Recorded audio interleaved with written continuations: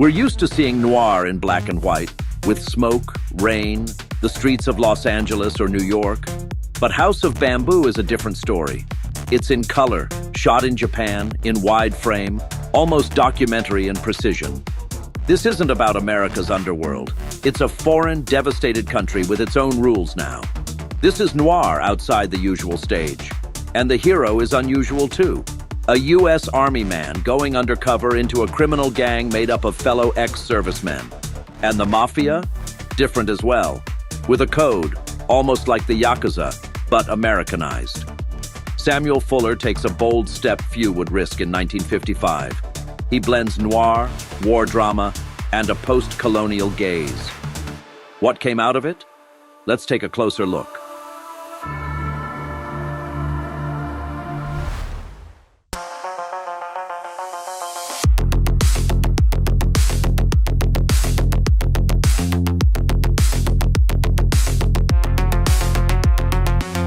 Post-war Japan. Only a few years have passed since the surrender.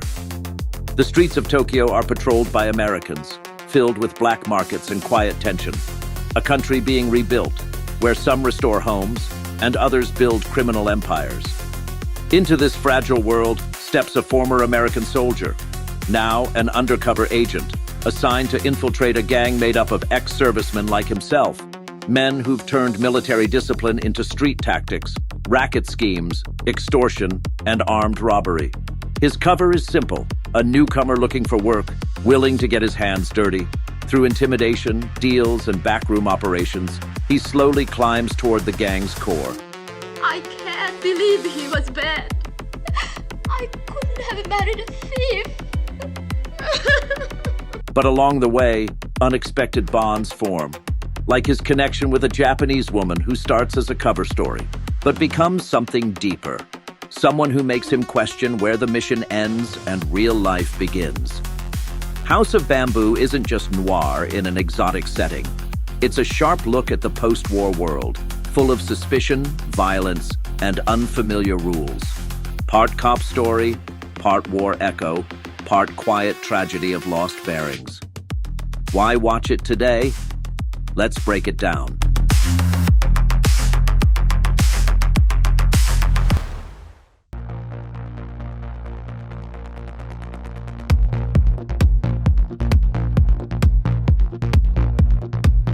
House of Bamboo isn't just noir in color. It's noir transplanted into a completely different climate, both literal and cultural. This time, America is the outsider, and you feel it in every frame. We're not in Los Angeles or New York anymore. We're in Tokyo, post-war Japan, damaged, proud, vibrant, and it's stunning. Fuller doesn't fake it on studio backlots. He goes outside, shoots on real streets, rooftops, shrines, uses widescreen cinemascope not for spectacle, but to open up the world. This isn't just a crime story. It's something you haven't quite seen before. The plot? Familiar.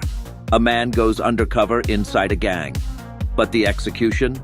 Different. First, the protagonist, a former American soldier. Not a cop, not an agent, a man who knows how to be brutal, but plays his role in quiet tones. He enters the gang not as a hero, but as one of them, through extortion, through dirty work. And that tension works. You're not entirely sure how clean he really is, whether the line will blur. Why did I stop Griff from finishing you off?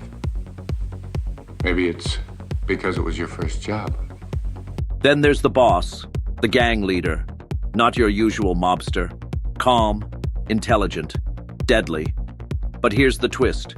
He's drawn to the newcomer, gives him trust, power, protection, in ways he doesn't give to others.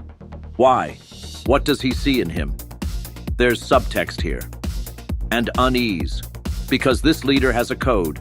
Don't leave survivors, don't get close. And yet he breaks it. For one man.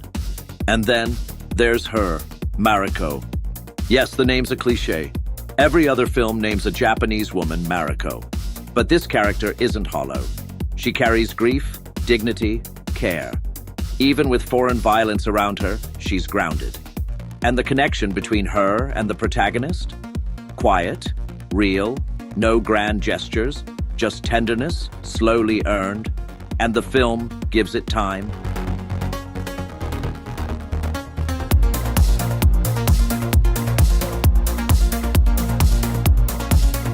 The mood here is something else: color, framing, silence, moments of brutality followed by serene alleyways. This contrast, it holds. Yes, it's a remake of The Street with No Name, but not a copy. This is an outsider's look at a country still reeling from war, at post-war power dynamics, at former soldiers building new criminal empires, at morals that dissolve when the war ends, but the weapons don't. House of Bamboo isn't perfect, but it lingers, because it's not just a noir. It's a document of place, time, and people unsure what they've become.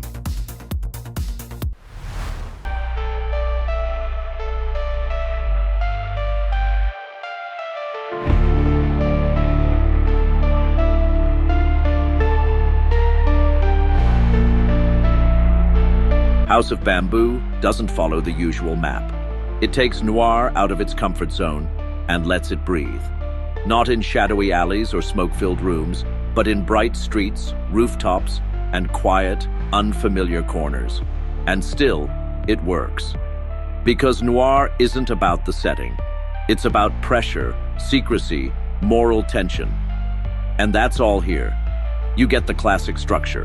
A man sent deep undercover, a crime ring with a brutal code, a woman caught between fear and trust, but wrapped in something different. A city that's not his, a culture he doesn't understand, and danger that comes without warning. This film doesn't scream its style. It shows it in detail, composition, rhythm. It's exotic, yes, but never cheap. Stylish, but not for show. And that's why it lasts. It's not just a noir in a new coat. It's a noir that dares to shift shape and still hit its mark.